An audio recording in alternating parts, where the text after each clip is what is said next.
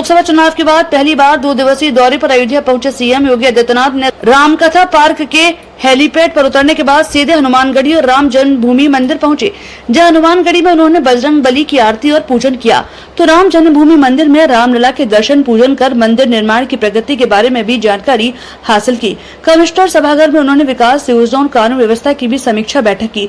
CM Yogi Adityanath ने अयोध्या की विकास योजनाओं और इसकी स्वच्छता पर फोकस कर अधिकारियों को निर्देश दिए कि अयोध्या विजन की 35,000 करोड़ रुपए की परियोजना को पूरी गुणवत्ता के साथ समय से पूरा करें। सबसे पहले 5 कोसी परिक्रमा का निर्माण पूरा करें, जो परिक्रमा शुरू होने के पहले पूरा कर लिया जाएगा। उन्होंने ये भी कहा कि 14 कोसी परिक्रमा मार्ग के चौड़ीकरण के कारण में विलंब हो सकता है। सीएम ने कानून व्यवस्था को चुस्त दुरुस्त रखने पर जोर दिया। पुलिस अधिकारियों को निर्देश दिए कि थानों पर दलाल न रखें, जिस पर सख्ती से रोक लगे, और दलालों के खिलाफ कठोर कार्रवाई कर उन्हें जेल भेजें। सीएम ने कहा कि थानों पर फरियादियों की समस्या का निपटारा करने के लिए एसएसपी और तहसील पर डीएम समीक्षा बैठक करें। सीएम योगी आदित्यनाथ ने अयोध्या के लोगों की नाराजगी को दूर करने की पहल की। उन्होंने निर्देश दिए कि अधिकारी अयोध्या के लोगों से संपर्क बनाए रखें और जनप्रतिनिधि से भी संपर्क और संवाद बनाकर समस्या का निदान करें। उन्होंने राम पथ और अन्य सड़कों के निर्माण के समन्वय की कमी के चलते पैदा हुई समस्याओं को लेकर गंभीरता दिखाई। सड़क निर्माण से जुड़े विभाग आपस में समन्वय की कायम कर कार्य करें। अयोध्या आने वाले श्रद्धालुओं की सुविधाओं को ध्यान रखा जाए, जिससे अन्य राज्यों से आए लोग अयोध्या की अच्छी छवि की तारीफ करें। समीक्षा बैठक के बाद सीएम योगी आदित्यनाथ ने सर्किट हाउस में पार्टी के नेताओं के साथ बैठक की, जिसमें सपा के एमएलए अभय सिंह भी शामिल हुए। बैठक में मिल्कीपुर चुनाव के बारे में विस्तार से चर्चा हुई। सपा के एमएलए अभय सिंह ने गैंगरेप के मामले और अन्य समस्याओं पर बात की। सीएम ने कहा कि डीएनए की मांग कर रहे अखिलेश यादव को अभय सिंह से आईना दिखा दिया है। सीएम ने कहा कि आपातकाल चिकित्सा के लोगों को लखनऊ जाना पड़ता है, इसके लिए ट्रॉमा सेंटर के लिए भूमि चिन्हित कर इसका प्रस्ताव भेजें। उन्होंने अयोध्या विकास प्राधिकरण की ग्रीनफील्ड योजना और श्री अयोध्या जी तर्ज विकास परिषद की वेबसाइट का विमोचन किया। साथ ही अयोध्या को 1000वें होम स्टे को सर्टिफिकेट दिया। सीएम ने साकेत सदन के निर्माण, राम की पैड़ी की दर्शक, दीर्घा गोल्फ कोर्ट योजना, धर्म पथ पर बनी अयोध्या हाट का निरीक्षण और उद्घाटन किया। इसी अभियान के क्रम में प्रधानमंत्री मोदी जी के नेतृत्व में जो आदरणीय प्रधानमंत्री जी ने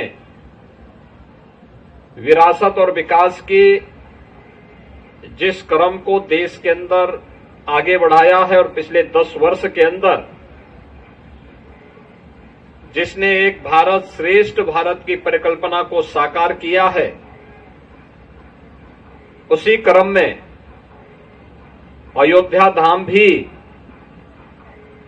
विरासत और विकास के इस अभियान का एक अभिन्न हिस्सा बना है। ये नई अयोध्या भारत के विकास और विरासत की एक अनुपम छटा बिखेरते हुए देश और दुनिया को अपनी ओर आकर्षित कर रही है। मुझे बताते हुए प्रसन्नता है कि इस अयोध्या धाम में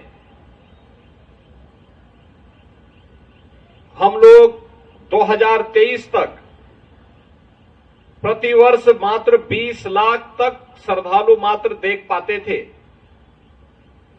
इस बार 22 जनवरी से लेकर के 31 जुलाई तक अब तक 2.5 करोड़ से अधिक श्रद्धालुओं का अयोध्या धाम में आगमन हुआ है।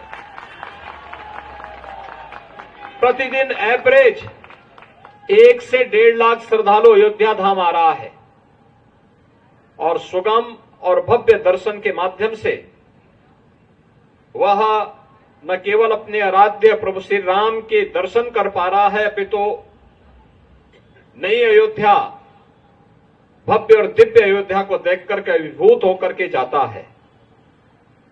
आज का ये कार्यक्रम इसी नव्य अयोध्या को, भव्य अयोध्या को, दिव्य अयोध्या को एक नया स्वरूप प्रदान करने के अभियान का हिस्सा श्री राम हेरिटेज वॉल के माध्यम से यहां पर धर्मपथ पर जो म्यूरल्स स्थापित किए गए हैं, रामलीला से संबंधित म्यूरल्स हैं, उनके भव्य झांकी को प्रस्तुत किया जा रहा है। अयोध्या आने वाले श्रद्धालुओं की सुविधा के लिए यहां पे आज आप देख रहे होंगे कि जो हम लोग